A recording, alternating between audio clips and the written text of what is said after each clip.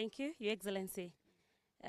Baba wa Mlima, the second deputy president of this nation and our incoming president, and my colleague MCAs. My name is Grace City, MCA Kanyanyaini Ward, and the next women left Murang'a County. And we are here with a message from our people that they don't receive instructions anymore from any other person other than Rigathi Gachagua. We are here to affirm that we are no longer interested with money that are meant for capitation. We are not interested with money that already been stolen from SHA and SHE.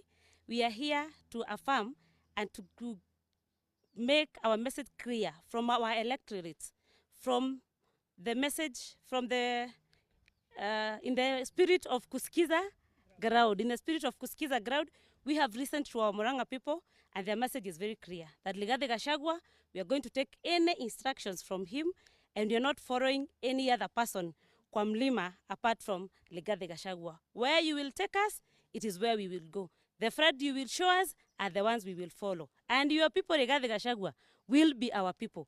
And this is not MCA's message, it is MCAs from the 35 wards of Murang'a County that we have represented. Any political direction will be from none other than Rigathi Gachagua. We are tired. It is not the first time that the president have invited people in State House. As the MCAs, we have gone more than 5 times.